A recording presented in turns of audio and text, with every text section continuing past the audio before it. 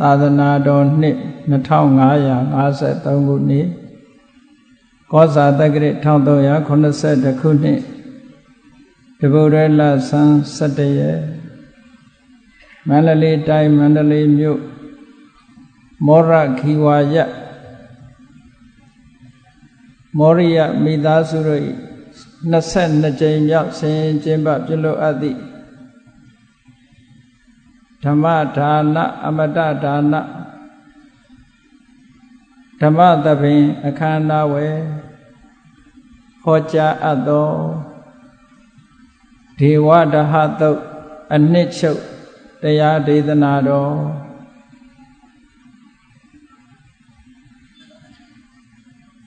ဒီကနေ့ညဓမ္မသဘင်အခမ်းအနားကိုရှင်ဘုန်းတော်သခင်ရှင်တော်မြတ်ဖရာ၏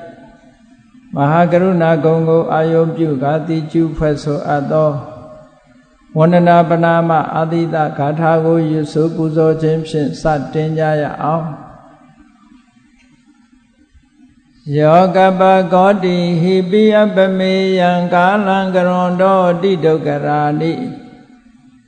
ခေရံကတောလောကဟိတယာနာထောနမောမဟာကာရုဏိကတတတ္တာယောနာထောဝိနိယမြာစွာတတ္တဝါဤ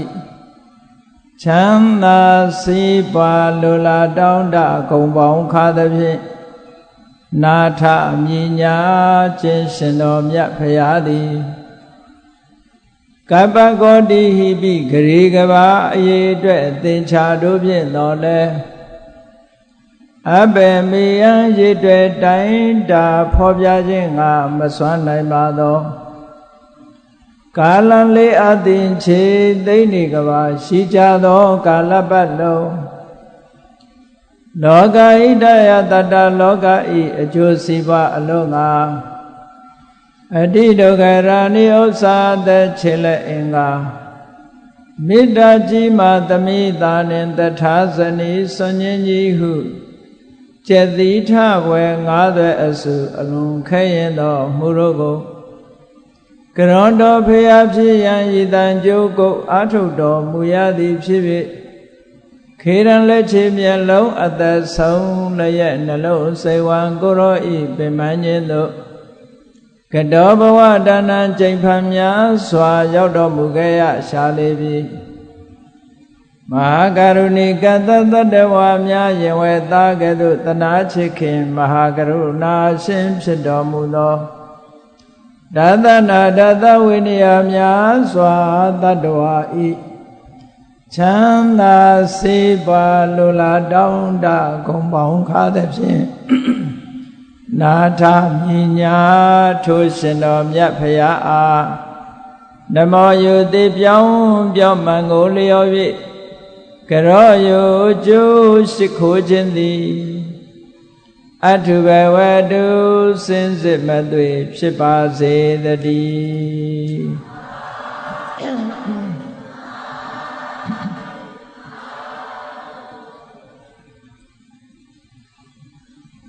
ဒေဝဒဟသုတ်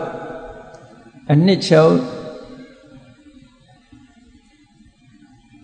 ဘုရားမြတ်စွာဟောကြားတော်မူခဲ့တဲ့ဒေသနာတော်တွေမြောက်များစွာထဲမှာ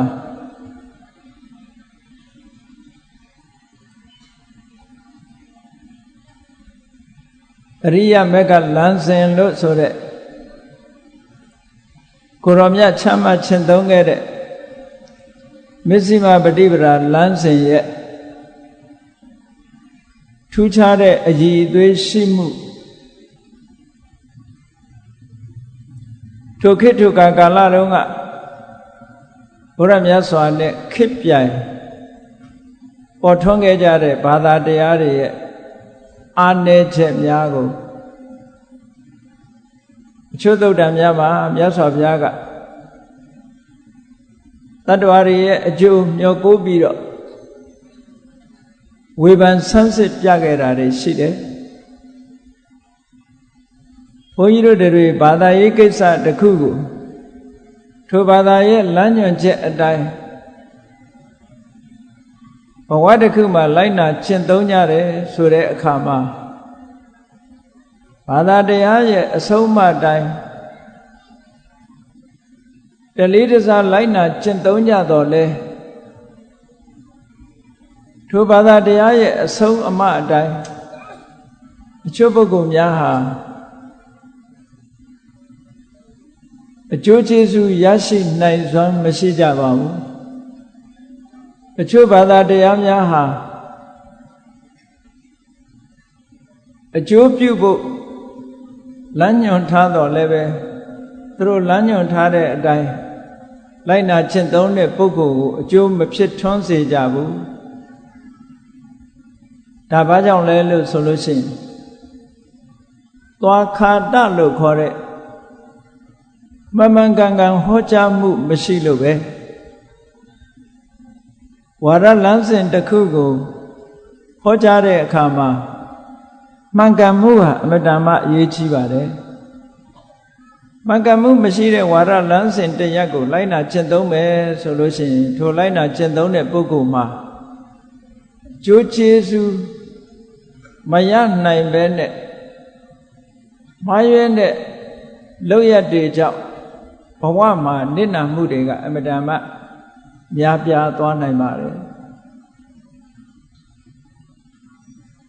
ဒါကြောင့်မို့လို့ဘုရားမြတ်စွာကမိမိရဲ့တရားဓမ္မနဲ့ပတ်သက်လာတဲ့အခါမှာ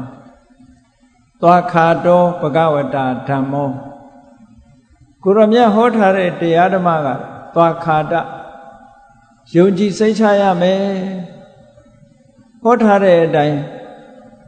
မှန်ကန်တယ်တိကျတယ်ဒါလို့ရင်ဒါဖြစ်တယ်လို့ဟောထားတဲ့အတိုင်းတကယ်လို့ရင်တကယ်လည်းဖြစ်သွားကာတဆိုတဲ့သဘောတရားက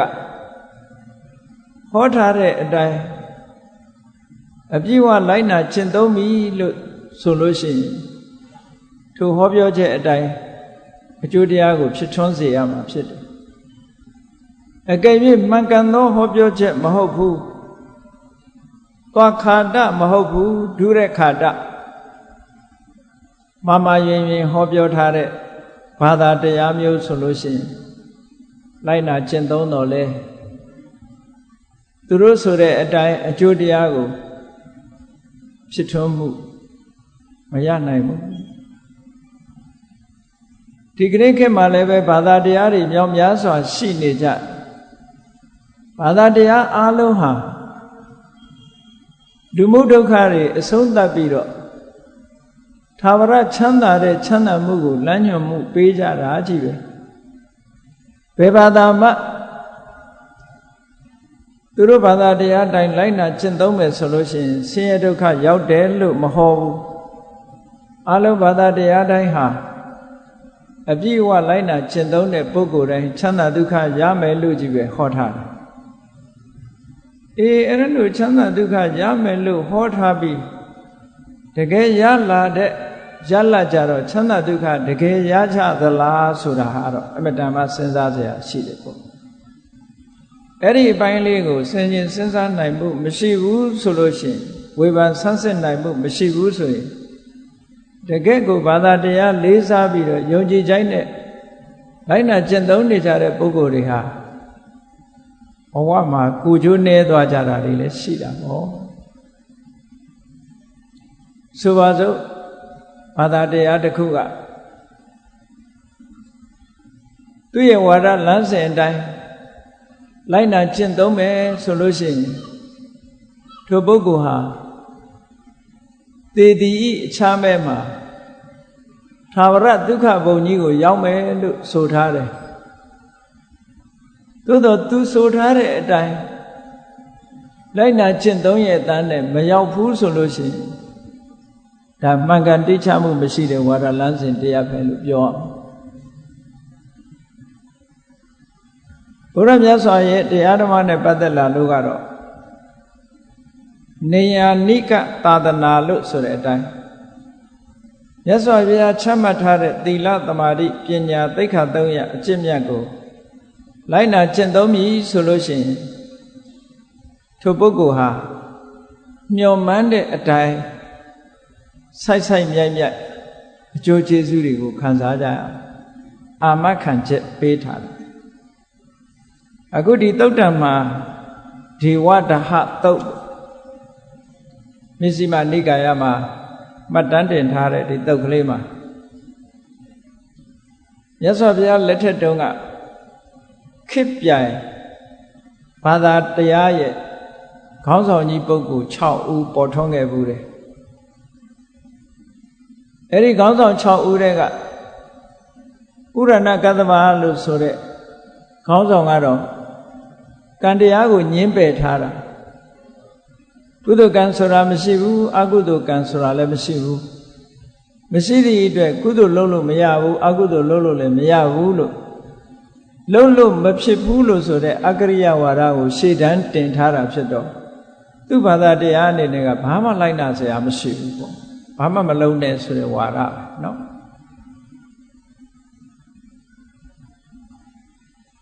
ဒုတိယမက္ခလိဂောတာလဆိုတဲ့ဘာသာရေးခေါင်းဆောင်ကြီးကတော့ဘာဟောလောကမှာတတ္တဝါတွေစင်ကြယ်တယ်ဆိုတာလဲအကြောင်းမရှိဘူးတတ္တဝါတွေစင်ကြယ်ဖို့ဆိုတာလဲအကြောင်းမရှိဘူးညှဉ်းနှွမ်းဖို့ဆိုတာလဲအကြောင်းမရှိဘူးအလုံးတစ်နေ့ကျတော့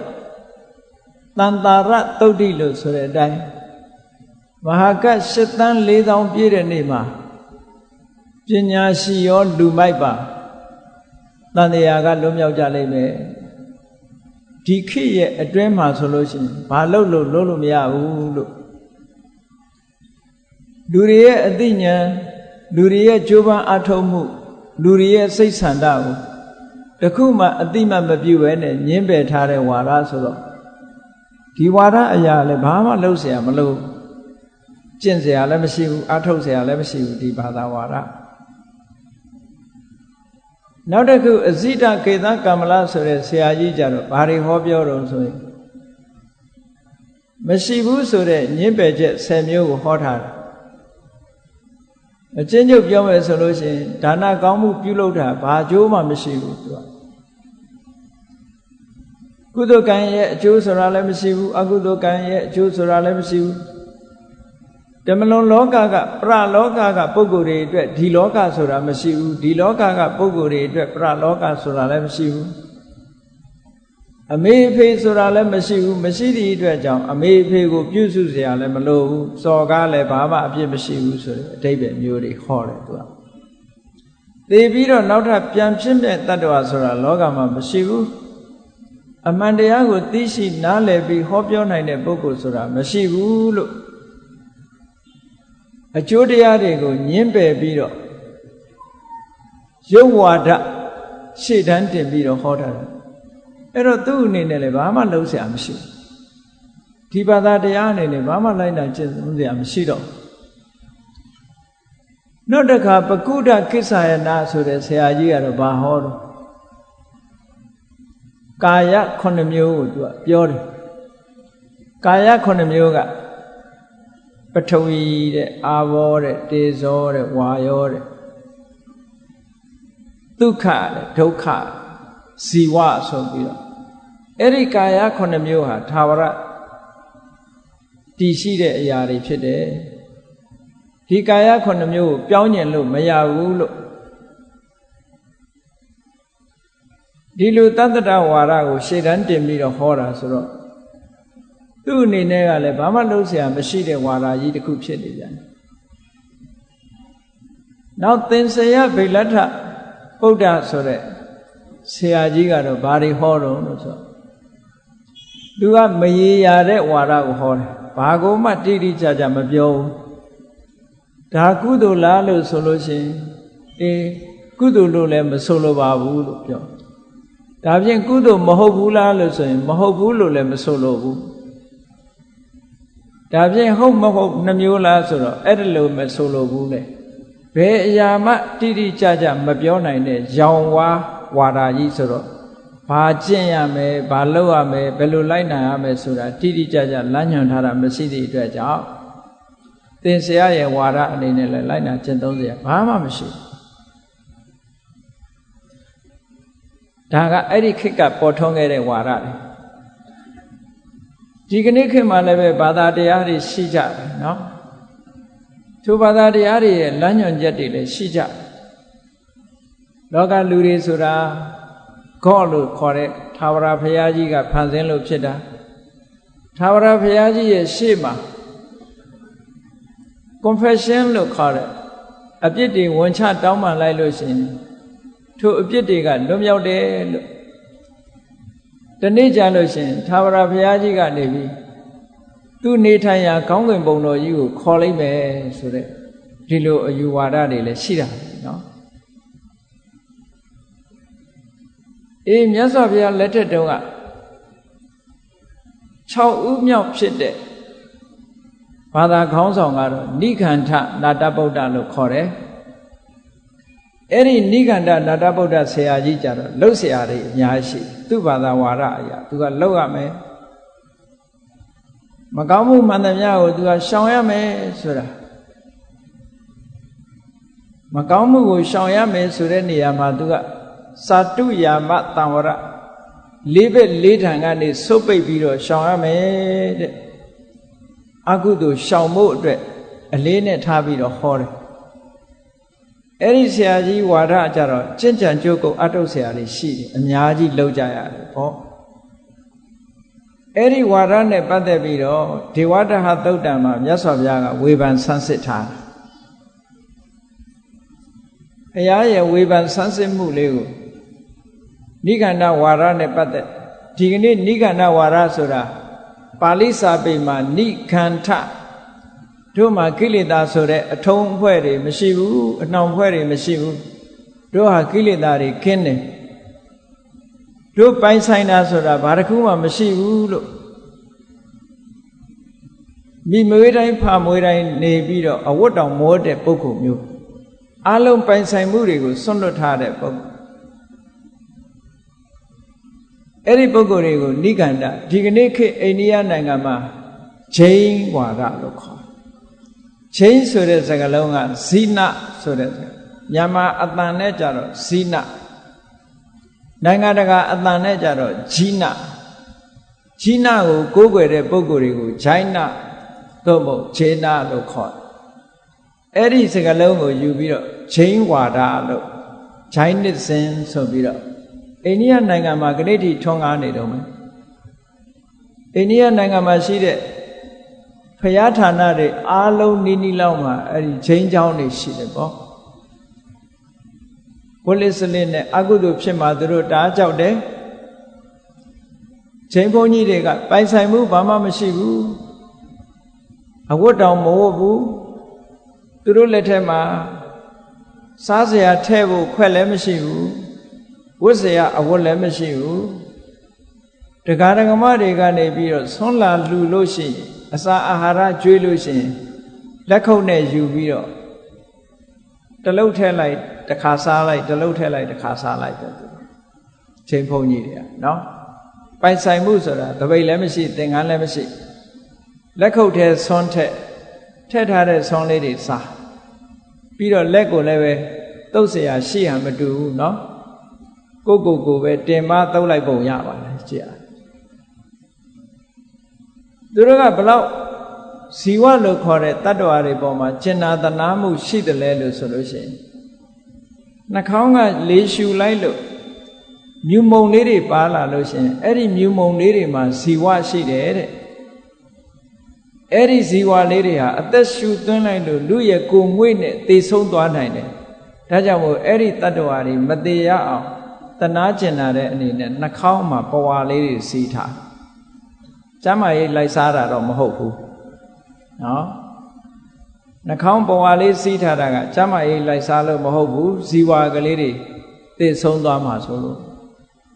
ဒီကနေ့ခေတ်မျက်နှာဖုံးလေးတွေတတ်ထားတဲ့ပုဂ္ဂိုလ်တွေကတော့ကျမ်းမာရေးလိုက်စားလို့တတ်ထားဖြစ်H1N1 ကြောက်လို့ကူးဆက်မှာဆိုလို့ဂျိန်းဘုန်းကြီးတွေကတော့အဲ့လိုကူးဆက်မှာကြောက်လို့နှာခေါင်းကိုအုပ်ထားတာမဟုတ်ဘူးဇီဝဆိုတဲ့မြူမုံလေးတွေထဲမှာလည်းအသက်ဇီဝရှိတယ်အဲ့ဒါလေးတွေသိဆုံးမှာဆိုရေဆိုလဲ flash water ရေစိမ်းကိုမတောက်ဘူးတောက်ရင်ရေထဲမှာဇီဝရှိတယ်အဲ့ဒီဇီဝလေးတွေကို သေဆုံးစေတာဖြစ်သောကြောင့်ပါဏာတိပါဒကံထိုက်တယ်ပေါ့လမ်းလျှောက်တဲ့အခါမှာလည်းပဲမြူမုံလေးတွေထဲမှာပိုးကောင်လေးတွေရှိတယ်အဲ့ဒီပိုးတရဝါလေးတွေသေမှာဆိုလို့သူတို့မှတပြက်စီးကလေးတစ်ချောင်းပါဒေါင်းမီးကလေးတွေကိုလှုပ်ထားတယ်တပြက်စီးကလေးနဲ့လှဲပြီးတော့မှလမ်းလျှောက်တယ်ဘာဖြစ်လို့တတဝါလေးတွေကိုတနာလို့တက်နေမိရင်သေမှာဆိုလို့သေရင်လည်းသူတို့အပြစ်ဖြစ်တယ်လို့ယူဆတယ်အဲ့ဒါဒီကနေ့ဂျိမ်းဘုန်းကြီးတွေကျင့်နေတယ်ကျင့်သုံးနည်းတွေပဲပေါ့မြတ်စွာဘုရားလက်ထက်တုန်းကလည်းအဲ့ဒီဂျိမ်းဘုန်းကြီးတွေရဲ့ခေါင်းဆောင်ကိုနာတပုဒ္ဒလို့ခေါ်တယ်သူတို့ကျမ်းဂန်စာပေရဆိုလို့ရှိရင်တော့နာတပုဒ္ဒဆိုတဲ့နာမည်နဲ့မသုံးဘူးမဟာဝီရလို့ခေါ်တယ်သူတို့ကဒီကနေ့အိန္ဒိယနိုင်ငံမှာဂျိမ်းဘုရားရဲ့ရုပ်တုတွေရှိဂျိမ်းဘုရားရုပ်တုကအဝတ်မပါဘုရားကရာဖျားဘူးသွားတဲ့ပုဂ္ဂိုလ်တွေတတိထားဖို့ကောင်းတယ်ဂျိမ်းဘုရားရဲ့တင်မြင်ခွေထိုင်တာကဂေါတမဘုရားတင်မြင်ခွေထိုင်တာနဲ့အတူတူပဲအဲ့တော့ဂေါတမဘုရားရဲ့ရုပ်ပွားတော်ထင်ပြီးတော့မသိတဲ့ဘုရားဘူးတွေကအဲ့ဒီဂျိမ်းဘုရားပုံကိုဝဲလာမိတတ်တယ်နော်ထိုင်နေတယ်ဆိုတော့တုံးလုံးမှမသိဘူးပေါ့မတရနေရင်တော့သိမှာပေါ့ထိုင်နေတဲ့ပုံဆိုတော့အဝတ်မပါမှမသိဘူးဒါကြောင့်မို့လို့မှားပြီးတော့ဝဲလာတတ်တယ်ဘာကိုကြည့်ရမလဲလို့ဆိုလို့ရှိရင်ဂျိမ်းဖျားမှာရင်ဝတ်တဲ့ရင်ကြိုက်နေရမှာဆွာစတီကာလို့ခေါ်တဲ့အမှတ်အသားလေးဆွာစတီကာဆိုတာဗမာပြည်မှာတော့စัจ जा လို့ခေါ်တာနော်ဆွာစတီကာလို့ခေါ်တယ်အဲ့ဒီစัจ जा အမှတ်အသားလေးပါတတ်တယ်အဲ့ဒီအမှတ်သားလေးပါလို့ရှိရင်ဂေါတမဘုရားရုပ်တုမဟုတ်ဘူးဂျိမ်းဘုရားရဲ့ရုပ်တုအဲ့ဒါကိုမှားပြီးတော့ကိုးကွယ်မိတတ်တယ်အဲ့ဒီဂျိမ်းဘုရားကသူ့ရဲ့ဝါဒလမ်းစဉ်ကဘာလဲလို့ဆိုရင်အကုသိုလ်ရှောင်ဖို့ဝါဒလမ်းစဉ်ပဲသူကသို့တော့သူ့ရဲ့ကျင့်သုံးတဲ့လမ်းစဉ်နဲ့ပတ်သက်ပြီးမြတ်စွာဘုရားကမှန်ကန်မှုရှိသည်မရှိသည်ကိုဝေဖန်ဆန်းစစ်ပြထားတာဒီသုတ်တံနော်သူ့ရဲ့ဝါဒလမ်းစဉ်ကဘာတုံးဆိုလို့ရှိရင်တတ္တဝါတွေဒုက္ခဒုက္ခခံစားကြရသမျှဟာလွန်ခဲ့တဲ့အတိတ်ဘဝကလှုပ်ထားခဲ့တဲ့ကံကြောင့်ပဲလို့ဒါသူဟောပြောချက်နော်သူဆိုလိုတာကဒီဘဝမှာချမ်းသာတာလဲအတိတ်ဘဝကလှုပ်ခဲ့တာကြောင့်ချမ်းသာတယ်ဒီဘဝဆင်းရဲတာလဲအတိတ်ကလှုပ်ခဲ့လို့ဆင်းရဲတာပဲသူပြောတဲ့ဝါဒကကြည့်လိုက်မယ်ဆိုလို့ရှိရင်ဗုဒ္ဓဝါဒနဲ့ခတ်ဆင်ဆင်ကာမဝါဒနဲ့ခတ်ဆင်ဆင်လို့ဆိုအဲ့ဒါကြောင့်မလို့မြန်မာလူမျိုးတွေမှာတခါတလေကြတော့ကာမဝါဒဂျိမ်းဝါဒခတ်ဆန်ဆန်မျိုးဖြစ်နေတတ်တယ်ပေါ့မြတ်စွာဘုရားကအဲ့ဒါလို့မဟုတ်ဘူးသူကလုံးသမျှပုပ္ပေကတဟေတုအရင်တုန်းကလှုပ်ခဲ့တဲ့အတိုင်းဖြစ်ကြရတာဒီလိုဟောတယ်ဘာဖြစ်ဖြစ်ဒီဘဝအတိတ်ဘဝကလှုပ်ခဲ့လို့ခံစားကြရတယ်ဆိုတော့ဘာကိုသူကညင်းပယ်လိုက်တာတုံးလို့ဆိုလို့ရှိရင်ဒီဘဝမှာလှုပ်လို့ဝီရိယကြောင့်ဖြစ်ပေါ်လာတဲ့ခံစားရမှုအသိဉာဏ်ကြောင့်ဖြစ်ပေါ်လာရတဲ့ခံစားမှုဒီဘဝလှုပ်ရကြောင့်ခံစားရမှုဆိုတာတွေကိုညင်းပယ်ထားတယ်ပေါ့ဘာပဲဖြစ်ဖြစ်အတိတ်ကလှုပ်ခဲ့လို့ဆိုပါစို့ဒီဘဝချမ်းသာနေတဲ့ပုဂ္ဂိုလ်ကလည်းအတိတ်ကလှုပ်ခဲ့တဲ့ကံကြောင့်ချမ်းသာတယ်ဒီဘဝဆင်းရဲတာလည်းအတိတ်ကလှုပ်ခဲ့တဲ့ကံကြောင့်ဆင်းရဲတယ်ဒီဘဝနှောင်စည်းချောင်းစိုးဖြစ်တာလည်းအတိတ်ကလှုပ်ခဲ့လို့နှာစည်းချောင်းစိုးဖြစ်ရဒီဘဝခေါင်းကိုက်တယ်ဗိုက်နာတယ်ဆိုတော့လည်းအတိတ်ဘဝလှုပ်ခဲ့လို့ခေါင်းကိုက်တယ်ဗိုက်နာဟောမလိုလားအထာတွေအကုန်ဖြစ်ကုန်နှာစည်းချောင်းစိုးဖြစ်တာအေးပတ်လို့ဖြစ်တာမဟုတ်လားအဲ့ဒါကိုလည်းသူကအတိတ်ကကံကြောင့်အတိတ်ကလှုပ်ခဲ့လို့ဖြစ်တယ်လို့ဝိပါကဝေဒနာလို့ခေါ်တဲ့ကံတရားရဲ့အကျိုးတစ်မျိုးတည်းကိုလက်ခံပြီးတော့ဒီဘဝရဲ့အကြောင်းတရားတွေကိုအလုံးညင်းပယ်ထားတာဖြစ်တဲ့အတွက်ကြောင့်မမှန်ဘူးတဲ့ဒါနော်တချို့တလေချမ်းသာတာကအတိတ်ဘဝကလှုပ်ခဲ့လို့မဟုတ်ဘူး ဒီဘဝမှာအသိဉာဏ်နဲ့အလုတ်ကြိုးစားလို့ချမ်းသာတဲ့ပုဂ္ဂိုလ်တွေရှိတယ်အတိတ်ခါလုတ်ခဲ့လို့ကြီးချမ်းသာတာမဟုတ်ဘူးဟုတ်ပြီတထေးအိမ်မှာလူလာဖြစ်ပြီးတော့ချမ်းသာတဲ့ပုဂ္ဂိုလ်ကတော့အတိတ်ကလုတ်ကံကြောင့်ချမ်းသာတယ်လို့ပြောနိုင်တယ်ပေါ့ဆင်းရဲသားဘဝကနေပြီးတော့တထေးဖြစ်လာတဲ့ပုဂ္ဂိုလ်တွေမရှိဘူးလားအဲ့ဒါကြတော့အတိတ်ကံလို့ပြောလို့ရမရဘူးကိုယ်တိုင်ကြိုးစားလို့ချမ်းသာဒုက္ခရတာဒီအများကြီးရှိတယ်မကြိုးစားရင်ဘာမှမဖြစ်ဘူးကြိုးစားမှဖြစ်တယ်ပညာတတ်ဖို့ဆိုတာလဲကြိုးစားကြရတယ်အဲ့တော့ तू ကဒီဘဝကလောက်ရတဲ့ကိုအတိမမပြုတ်ပဲနဲ့အတိတ်ဘဝကလောက်ခဲ့တာတခုတည်းကိုအတိမပြုတ်လို့ရှိရင်မပြည့်စုံဘူးမမှန်ကန်ဘူးလို့ဒီလိုဆိုလိုတာနော်အဲ့ဒါကိုပုဗ္ဗေကတဟေတုဒိဋ္ဌိလို့ခေါ်တယ်မှားရွက်တဲ့အယူဆတရားပဲမှားရွက်တဲ့အယူဆတရားပဲအရာရာဟာယခင်ကလောက်ခဲ့လို့ဖြစ်တာမဟုတ်ဘူးတဲ့အခုလို့ဖြစ်တာတွေလည်းအများကြီးပဲဆိုပါစို့လူတယောက်သူများပစ္စည်းခိုးလို့ထောင်ကျသွားတယ်ဟာအဲ့ဒီထောင်ကျတာ तू ကအတိတ်ဘဝကကံကြောင့်ထောင်ကျတာလားဟုတ်ကဲ့လားမဟုတ်ဘူးဒီဘဝသူများပစ္စည်းခိုးလို့ထောင်ကျတာဟောအဲ့ဒါတွေရောအကုန်လုံးရောပြီးတော့ तू ကပုဗ္ဗေကတဟေတုတရဝါတယောက်ဟာဒီဘဝမှာတွေ့ကြုံခံစားကြရသမျှဒုက္ခဒုက္ခအောင်မြင်မှုနဲ့ဆုံးရှုံးမှုတွေမှန်သမျှဟာတဲ့ပုဗ္ဗေကတဟေတုအရင်ကလှုပ်ခဲ့တာတွေကြောင့်လို့ဒီလိုပြောခြင်းဟာမှန်ကန်မှုမရှိပါဘူးတဲ့မြတ်စွာဘုရားအထာကိုထောက်အဲ့ဒီပုဗ္ဗေကတဟေတုဒိဋ္ဌိကို तू ကပြောပြီးတော့ဒါဖြင့်တန်တရားဝတ်ကလွတ်အောင်အတိတ်ဘဝကကံတွေကြောင့်ဖြစ်နေရတယ်ဆိုရင်အဲ့ဒီကံတွေကိုဘယ်လိုကုံအောင်လုပ်သူကအဲ့ဒါကိုလက်ခံထားသည့်အတွက်ကြောင့်ဘာဖြစ်ဖြစ်အတိတ်ဘဝကလုပ်ခဲ့တဲ့ကံတွေကြောင့်ခံစားနေရတာဆိုတော့ကံတွေကုံအောင်လုပ်ဖို့မလိုဘူးလားလိုတယ်သူဝါဒအရာဒီကံမကုံရင်ဒုက္ခရောက်မှာပဲလေဒုက္ခခံစားနေရတယ်ဆိုလို့ရှိရင်ဒီကံတွေကုံအောင်သူကဘယ်လိုလုပ်မလဲဆိုတာကိုသူကနီးစနစ်တစ်ခုခေါ်ထားတယ်အတိတ်ကလုပ်ခဲ့တဲ့ကံတွေကိုတဲ့ပပျောက်သွားအောင်ဘာတွေလုပ်ရမလဲတပလို့ခေါ်တဲ့ဆင်းရဲခံတဲ့အကျင့်တစ်ခုကျင့်ရမယ်ဆင်းရဲရဲခံတဲ့ဥပမာမဲ့စူးပေါ်အိတ်တယ်မထိုင်မဲနဲ့နော်ခိသွားခြင်းရက်ခြင်းဆိုတာမလုပ်ဘဲနဲ့ဆောင်းချောင်းထိုင်နေရမယ်တစ်သလုံးဆောင်းချောင်းထိုင်နေရမယ်ဘယ်လောက်ဒုက္ခရောက်မလို့စဉ်းစားကြည့်နော်ပင်စာတပလို့ဆိုတဲ့အကျင့်တွေပူပါတယ်ဆိုတဲ့နေမွန်းတိတဲ့အချိန်မှာဘေးကမီးပုံကြီး၄ပုံဖို့အပေါ်ကနေရဲ့အပူဘေးကမီးပုံကြီး၄ပုံရဲ့အပူ၅မျိုးခြားထဲမှာသွားထိုင်ပူလွန်အားကြီးတော့ချွေးပြိုက်ကြချွေးတွေအထွက်လွန်ပြီးတော့မူးလဲကျသွားတာဒုက္ခခံတာနော်အဲ့ဒါလို့ဒုက္ခခံခြင်းဖြင့်နဲ့အတိတ်ကကံတရားတွေကုံအောင်လုပ်လို့ရတယ်ဆိုတဲ့ဤစနစ်ကိုသူကပေးတယ်အဲ့ဒီအတိတ်ကကံတွေကုံအောင်လို့ဆိုပြီးတော့ခွေးလိုကျင့်ခိုင်းတယ်နွားလိုကျင့်ခိုင်းတယ်ခွေးလိုကျင့်တယ်ဆိုတာကနိုင် practice လို့ခေါ်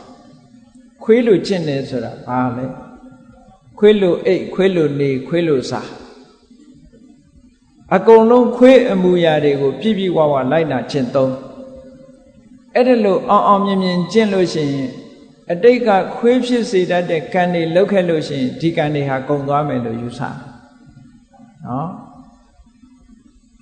နွားလိုကျင့်ရမယ်ဘူပိုင်း practice နွားလိုကျင့်နေဆိုတာဘာလဲနွားလိုနေရမယ်နွားလိုစားရမယ်နွားလိုအိပ်ရမယ်ဟောနွားပုံစံ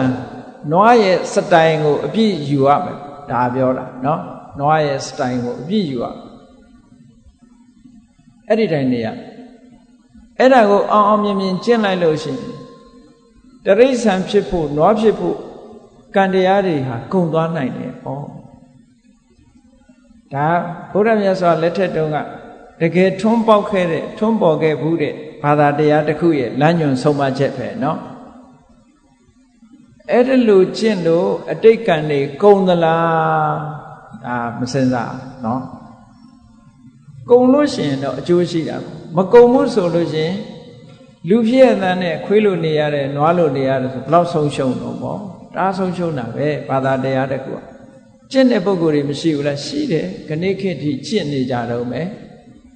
သူတို့ကျင့်တဲ့အတိုင်းတကယ်ကိုအကျိုးဖြစ်ကြလားဆိုတာဟာမေခွန်းထုတ်เสียဖြစ်လာတယ်ပေါ့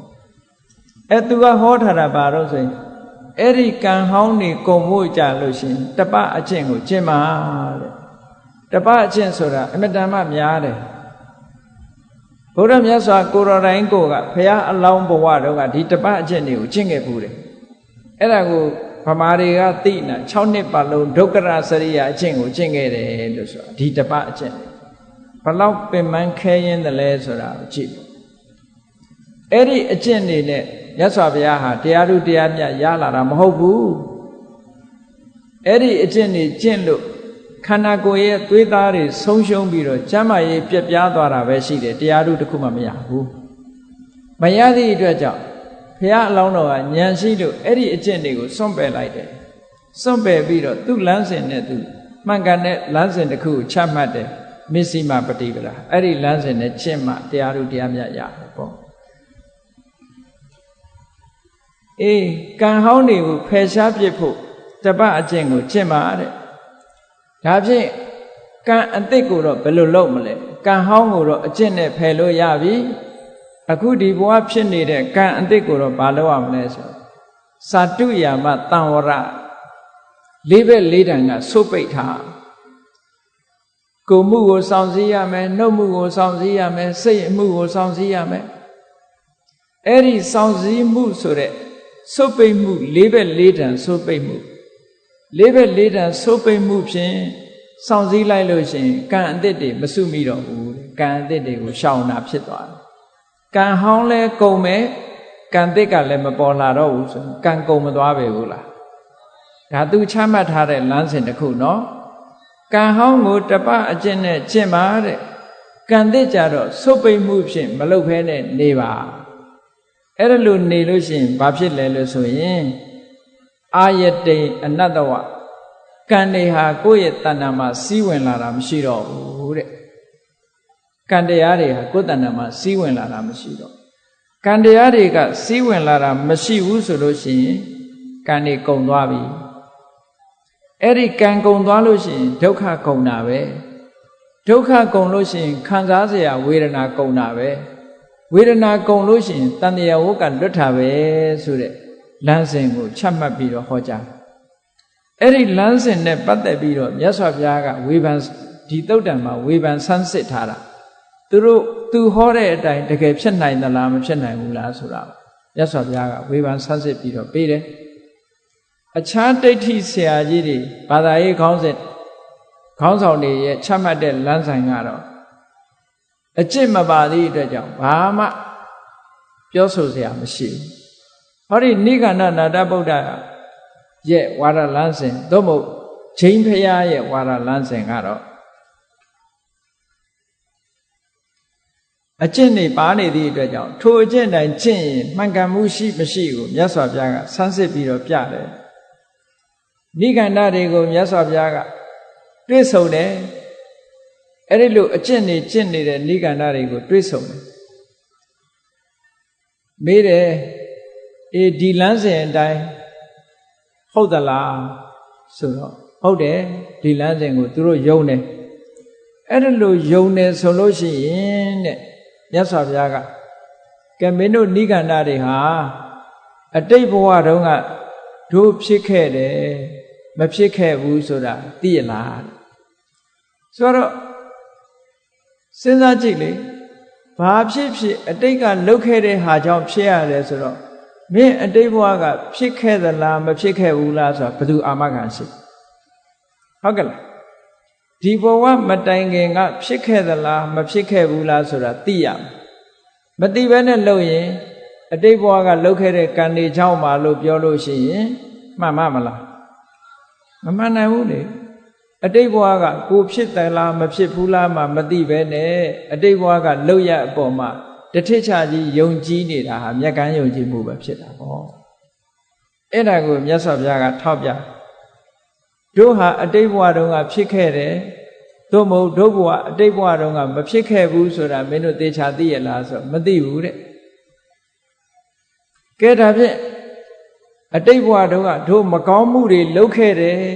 မကောင်းမှုတွေလုပ်ခဲ့တယ်ဆိုတာရောမလုပ်ခဲ့ဘူးဆိုတာရောမင်းတို့သိသလားဆိုမသိဘူးတဲ့အဲ့ဒါလဲအဲ့ဒါလို့မသိဘူးဆိုလို့ရှိရင်မကောင်းမှုတွေတဲကဒီလိုမကောင်းမှုမျိုးကိုလုပ်ခဲ့တယ်ဥပမာမဲ့ခွေးလို့ကျင့်တယ်ဆိုလို့ရှိရင်ခွေးဖြစ်စေတတ်တဲ့မကောင်းမှုတွေမင်းတို့လုပ်ခဲ့တယ်လို့မင်းတို့သိသလားနွားလို့ကျင့်တယ်ဆိုရင်နွားဖြစ်စေတတ်တဲ့မကောင်းမှုတွေကိုမင်းတို့လုပ်ခဲ့တယ်လို့သိသလားလို့ဆိုဒါလည်းမသိဘူးတဲ့တို့ဖြစ်အေးကောင်းပြီအဲ့လို့ဆိုလို့ရှိရင်မင်းတို့ဒုက္ခကုန်အောင်ကျင့်တယ်လို့ဆိုလို့ရှိရင်ဒီလိုတပတ်အကျင့်နဲ့ကျင့်လိုက်လို့ဒုက္ခဟာဥပမာမဲ့ရာခိုင်နှုန်းအပြည့်ရှိတဲ့ဒုက္ခတစ်ခုဟာဒီတပတ်အကျင့်လိုက်သည့်အတွက်ကြောင့်ရာခိုင်နှုန်း85ကုန်သွားပြီလို့ပြောရမှာလားသို့မဟုတ်ရာခိုင်နှုန်း85ကုန်သွားပြီလို့မင်းတို့သိလားနောက်ထပ်ဘယ်လောက်ကြံသေးတယ်ဆိုတာရောသိလားအခုက hepatitis C ပိုးတွေအကောင်ဘယ်လောက်ရှိတယ်ဆေးထိုးရင်ဘယ်လိုရော့တယ်ဆိုတာတွေလို့ပေါ့နော်ဒီအကျင့်ကျင့်လို့ရှိရင်ဒုက္ခတွေဘယ်လောက်ကုန်သွားလဲနောက်ထပ်ဘယ်လောက်ကုန်အောင်လုပ်အောင်မှလဲဆိုတာကိုရောသိရလားလို့ဆိုမသိဘူးတဲ့ဒါဖြင့်လက်ရှိဘဝမှာအကုသိုလ်ကိုဘယ်လိုဖယ်ရှားရမလဲကုသိုလ်တရားတွေကိုဘယ်လိုလိုက်နာကျင့်သုံးရမယ်ဆိုတာကိုရောသိသလားလို့ဆိုမသိဘူးဒါဖြင့်မင်းတို့ဒါမှမသိပဲနဲ့လုံနေတယ်ဆိုတာဟာမှန်ကန်မှုမရှိဘူးတဲ့မြတ်စွာဘုရားဒါဟုတ်တယ်လေဘုရားလက်တွေ့ကြသူတို့လှုပ်တာကရမ်းပြီးတော့လုံနေတာလက်တွေ့မကြဘူးတဲ့မြတ်စွာဘုရားကဥပမာတစ်ခုနဲ့ဟောတယ်အေးကောင်းပါပြီတဲ့မင်းတို့ကြိုးစားနေကြတယ်ကြိုးစားနေတယ်ဆိုတဲ့အခါမှာတဲ့ကြိုးစားအထုတ်လို့ဒုက္ခတွေဖြစ်တာလားနော်မကြိုးစားပဲနဲ့တက်တက်တာတာအိတ်နေလို့ရှိရင်ဒုက္ခဖြစ်သလားဟုတ်တယ်လေတပတ်အကျင့်ကိုကျင့်လို့ရှိရင်ပြင်းပြင်းထန်ထန်ကျင့်လေဒုက္ခကပြင်းထန်လေတက်တက်တာတာနေလေတက်တက်တာတာဖြစ်လေပေါ့အဲ့ဒီအချိန်မှာဆိုပါစို့တဲ့မင်းတို့ဒုက္ခပြင်းပြင်းထန်ထန်ကျင့်တဲ့အခါမှာဒုက္ခဖြစ်တာလားသို့မဟုတ်မကျင့်မဲနေတဲ့အခါမှာရောဒုက္ခဖြစ်သလားလို့ဆိုတော့သူတို့ကဘယ်လိုဖြေတော့ဆိုကျင့်တဲ့အခါမှာဖြစ်တာပါတဲ့မကျင့်ရင်မဖြစ်ဘူးတဲ့မြတ်စွာဘုရားကဒါလက်တွေ့ပဲလေတဲ့မင်းတို့ပြင်းပြင်းထန်ထန်ကျင့်မှဒုက္ခဖြစ်တယ်ဆိုရင်အဲ့ဒီဒုက္ခဟာအတိတ်ကလုပ်ခဲ့တဲ့ဒုက္ခပဲဟုတ်မလဲတဲ့ဒါဟုတ်တာပဲအတိတ်ကလုပ်ခဲ့တာမဟုတ်ဘူးလေတကယ်လို့သာအတိတ်ကလုပ်ခဲ့တာဆိုလို့ရှိရင်ပြင်းပြင်းထန်ထန်ကျင့်သည်ဖြစ်စေမကျင့်သည်ဖြစ်စေဒုက္ခဆိုတာဖြစ်နေရအခုတော့ပြင်းပြင်းထန်ထန်ကျင့်မှဒုက္ခဖြစ်တယ်ပြင်းပြင်းထန်ထန်မကျင့်ရင်ဒုက္ခမဖြစ်ဘူးဩအိတ်နေရင်ချမ်းသာနေအလုံးလုံးနေပင်ပန်းနေဒါဆိုရင်ဒီပင်ပန်းဆင်းရဲမှုဟာအတိတ်ကလုပ်ခဲ့တဲ့ပင်ပန်းဆင်းရဲမှုဘယ်ဟုတ်မလဲအခုဘဝလုပ်တဲ့ပင်ပန်းဆင်းရဲမှုပဲပေါ့တဲ့မြတ်စွာဘုရားကဥပမာတစ်ခုနဲ့ပြောပြရှေးခေတ်ကတော့ရန်သူတွေကစစ်ပွဲမှာပြစ်တယ်ဆိုလို့ရှိရင်လေးနဲ့မြားနဲ့ပြစ်ကြတာအစိတ်လူးမြားနဲ့အပြစ်ခံရလို့အစိတ်လူးမြားဝင်သွားလို့ရှိရင်အဲ့ဒီခေတ်ကတန်လကတ္တလို့ခေါ်တဲ့ခွဲစိတ်เสียတွေရှိမြားမှန်ခံရတဲ့ပုဂ္ဂိုလ်စိတ်လူးများတွေမှန်ခံရလို့ရှိရင်အဲ့ဒီတန်လကတ္တလို့ခေါ်တဲ့ခွဲစိတ်ဆရာတွေစီသွားပြီးတော့ခွဲစိတ်ကုသမြားကိုထုတ်ရအဲ့ဒါလို့ထုတ်တဲ့အခါမှာခွဲစိတ်ခံရတဲ့အခါမှာလည်းပဲထိုခေတ်ကာလတုန်းကမနာအောင်လုပ်တဲ့ဆေးတို့မေ့ဆေးတို့ဘာလို့မရှိဘူးမရှိတော့မြားကိုထုတ်ဖို့ရအတွက်ဒီတိုင်းဆွဲနှုတ်လို့မရဘူးအသားကိုခွဲရမယ်ခွဲတဲ့အခါမှာလည်းဒုက္ခတွေထပ်ဖြစ်တယ်ညနှုတ်တဲ့အခါမှာလည်းပဲဒုက္ခတွေထပ်ဖြစ်တယ်အနာကျက်အောင်ဆေးတင်ရတဲ့အခါမှာလည်းပဲဒုက္ခတွေရောက်တယ်နောက်ဆုံးအနာကျက်သွားလို့ယောဂဝေဒနာတွေပျောက်သွားတဲ့အခါကျမှချမ်းချမ်းသာသာဖြစ်တယ်အဲ့ဒီအခါမှာ မြတ်တန်ထိလို့ဒုက္ခရောက်ဖူးတဲ့ပုဂ္ဂိုလ်ဟာပြန်စဉ်းစားကြည့်မြတ်စုတော့ကလည်းဒုက္ခပဲမြတ်နှုတ်ဖို့ရခွဲစိတ်ခံရတော့ကလည်းအမတန်ဒုက္ခခံခဲ့ရတယ်ဆေးကုတော့ကလည်းအမတန်မှဒုက္ခခံခဲ့ရတယ်အခုအနာကျက်ပြီးတော့ယောဂဝေဒနာပျောက်တဲ့အခါကျတော့မှပဲချမ်းသာတော့တာပဲလို့ဒီလိုမသိဘူးလားဆိုတော့ဒါသိတာပေါ့အဲ့ဒီသိတဲ့အတိုင်းပဲဒါတွေကလှုပ်လို့ဒုက္ခဖြစ်နေတယ်ဆိုတာဟာထင်ရှားတယ်လက်တွေ့ကြတယ်ပေါ့ဒါတွေအားလုံးဟာအတိတ်ဘဝကလုပ်ခဲ့တာမဟုတ်ဘူးလို့မြတ်စွာဘုရားကဒီဥပမာနဲ့ရှင်းပြတယ်ဒီကန္တာတွေရဲ့အကျင့်အရာကျင့်လို့ဒုက္ခဖြစ်တာမကျင့်ရင်ဒုက္ခမဖြစ်ဘူးတဲ့ဆိုတော့ဒီကန္တာတွေကဘာပြောတုံးဆိုမြတ်စွာဘုရားကိုအရှင်ဂေါတမတဲ့ကျွန်ုပ်တို့နိခန္ဓဘုရားကြီးဟာအိတ်နေတဲ့အခါမှာဖြစ်စေနိုးနေတဲ့အခါမှာဖြစ်စေလျောင်းထိုင်ရသွားနေတဲ့အခါမှာပဲဖြစ်စေသူ့ရဲ့ညာဏဒသနာလို့ဆိုတဲ့အရာခတ်သိမ်းကိုသိတဲ့ဉာဏ်အမြင်ကြီးဟာသာဝရသိနေတယ်ကြည့်နော်ယုတ်တိရှိမရှိသူတို့ပြောတဲ့စကားကြည့်အိတ်နေတုန်းလည်းပဲဒီဉာဏ်ကြီးကသိနေတယ်တဲ့နော်သွားနေတုန်းလည်းဒီဉာဏ်ကြီးရှိတယ်စားနေတုန်းလည်းဒီဉာဏ်ကြီးရှိတယ်ဒီဉာဏ်ကြီးကထာဝရသိနေတယ်ဆိုတဲ့အတိမျိုးနိဂန္ဓမှာရှိတယ်အိတ်နေတုန်းဘယ်လိုလုပ်သိနေမှာတော့ပေါ့နော်အိတ်နေရင်လည်းသိတယ်တဲ့အဲ့ဒီဉာဏ်ရှင်ဖြစ်တဲ့သူတို့ရဲ့နိဂန္ဓဘုရားကြီးကနေပြီးတော့ဟောတယ်တဲ့မင်းတို့တွေမှာ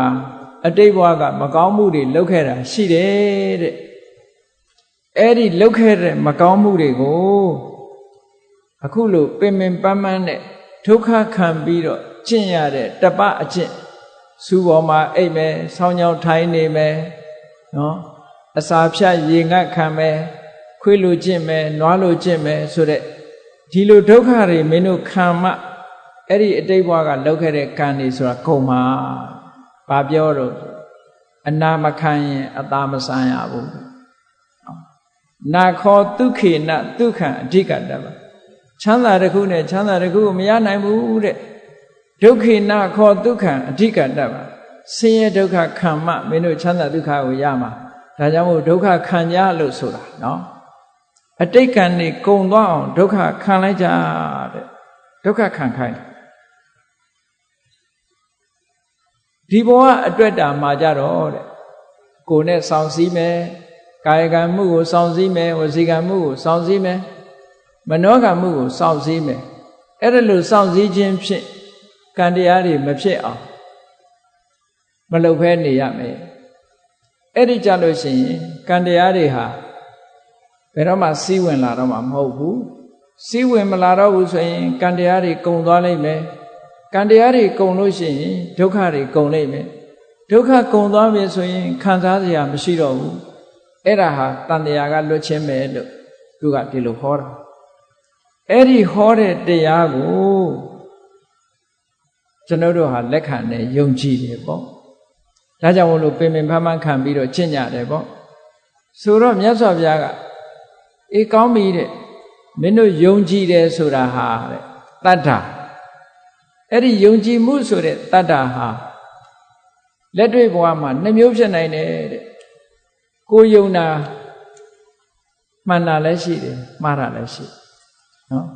လောကမှာလူတွေဟာလူလိမ်မိတယ်ဆိုတာမရှိဘူးလားရှိတယ်ယုံတဲ့တိုင်းလုံးပြင်မဲ့လို့ကိုယုံတာဟုတ်ချင်မှဟုတ်တာကိုအဲ့ဒါကြောင့်မလို့တတ္ထာဆိုတဲ့ယုံကြည်မှုဟာလည်းပဲအမှန်တရားတစ်ခုတည်းလို့ပြောလို့မရဘူးတဲ့နောက်တစ်ခုကယုံကြည်မှုကြောင့်မဟုတ်ဘူးသူဟောတဲ့တရားကိုကြိုက်လို့လိုက်တယ်အဲ့ဒီကြိုက်တာဟာလည်းကိုကြိုက်ပေမဲ့မှန်ညမမှန်တယ်မှန်တာလည်းရှိတယ်မှားတာလည်းရှိနှလန်းထွက်တယ်ကြိုက်လို့တော့မဟုတ်ပါဘူးအနုတ္တဝဒါကောင်းတယ်ဆိုတာကိုသူများလူပြောသူပြောတဆင့်ကြားလို့လောက်တာပါဆိုရင်အေးလူပြောသူပြောတဆင့်ကြားဆိုတာလည်းမှန်တာလည်းရှိတယ်မှားတာလည်းရှိတယ်ဘယ်တော့မှအမှန်ရဲ့လို့မထွက်ဘူးတဲ့နောက်တစ်ခုကဒီနိဂန္ဓလမ်းစဉ်ဟာကြောင်းကျိုးစီလျော်တယ်လို့တွေးတော်မိလို့လက်ခံတယ်ဆိုတာအေးကြောင်းကျိုးစီလျော်တယ်လို့တွေးတော်မိလို့လက်ခံတယ်ဆိုတဲ့အချက်ဟာလည်းပဲ မှားတာလည်းရှိတယ်မှန်တာလည်းရှိတယ်ဟောနောက်တစ်ခုကဒိဋ္ဌိနေဆန်တဲ့ခန္ဒီကိုကြိုက်ထားတဲ့ကိုအမြင်နဲ့ကိုက်ညီတယ်လို့ဆိုပြီးတော့လက်ခံကျင့်သုံးတယ်အဲ့ဒီအချက်တွေဟာတခုမှစိတ်ချရတဲ့အချက်တွေမဟုတ်ဘူးတဲ့အမှန်တရားနဲ့ပတ်သက်လာမြတ်စွာဘုရားဒါကြောင့်မို့လို့ဒါတွေဟာအာမကုလောက်ဘူးလို့ပြောတယ်နော်အာမကုလောက်ဘူးလို့ပြောတယ်နောက်တစ်ခုမြတ်စွာဘုရားကစင်စင်ရဲရဲပင်ပန်းခံပြီးတော့ကံတရားကိုရွှေ့ပြစ်လို့ရနိုင်မလားမရနိုင်ဘူးလားဆိုတာကိုသူတို့မေးတယ်ကံတရားတွေကဘာတွေရှိတုံးဆိုလို့ရှိရင်ဘုရားဘာသာတရားတော်မှာဟောထားတဲ့အတိုင်းဒီဘဝမှာခံရတဲ့ကံကိုဒိဋ္ဌဓမ္မဝေဒနိယလို့ခေါ်တယ်။နောက်ဘဝကြမှာခံရတဲ့ကံကိုတမ္ပရာယဝေဒနိယလို့ခေါ်တယ်။ကဲကောင်းပြီ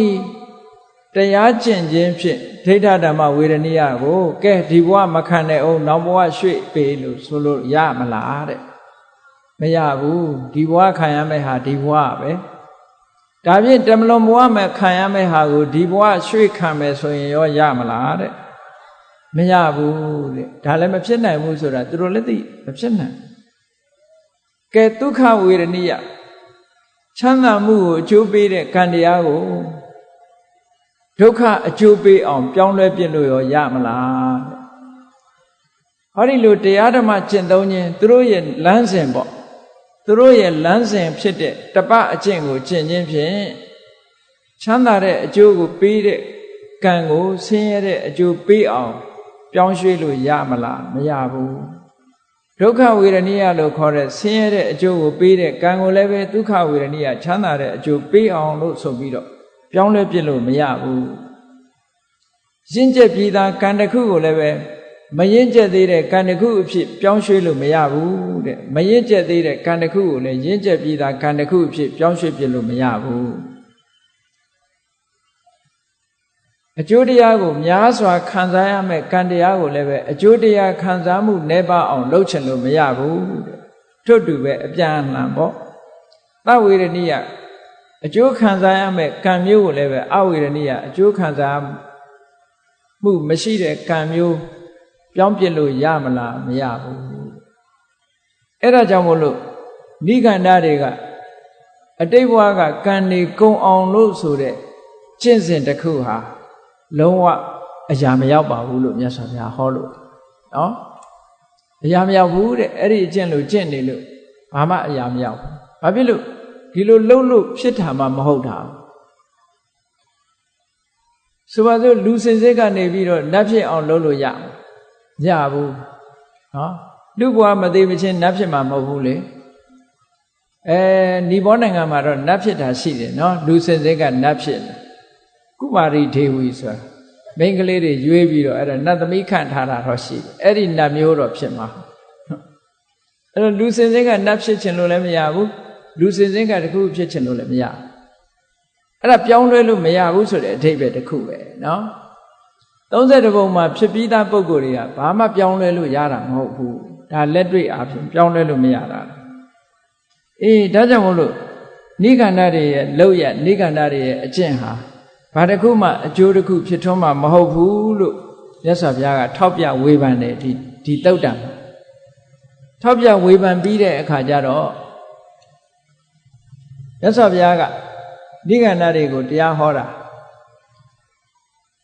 ကိုရောမြတ်ချမှတ်ထားတဲ့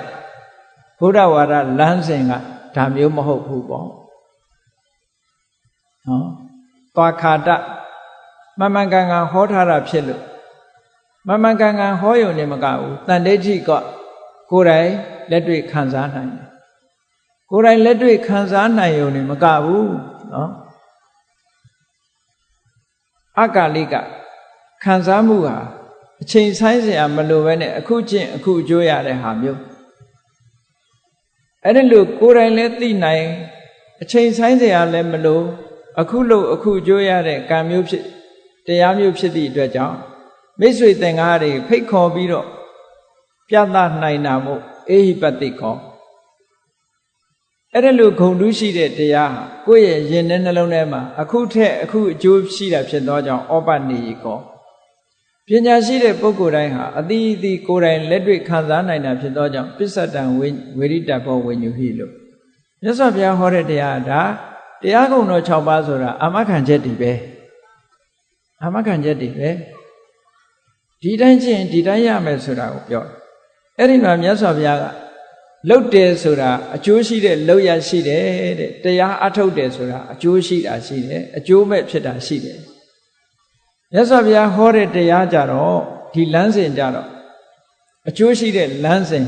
လှုပ်ရင်လှုပ်တဲ့အတိုင်းဖြစ်တဲ့လမ်းစဉ်ကိုမြတ်စွာဘုရားကချပြတယ်ဘုရားတရားတော်မှာတဲ့နိဂန္ဓတွေကခုနနော်ဆင်းရဲဒုက္ခခံပြီးတော့ကံဟောင်းကိုဖယ်ရှားတာဒီနည်းပဲရှိတယ်ကံဟောင်းကိုဖယ်ရှားခြင်း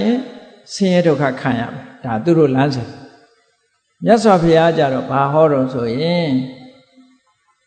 နဟေဝအနတ္တဘူတံအတ္တနာဒုက္ခေနအတ္တဘာဝေတိဆိုလိုတာက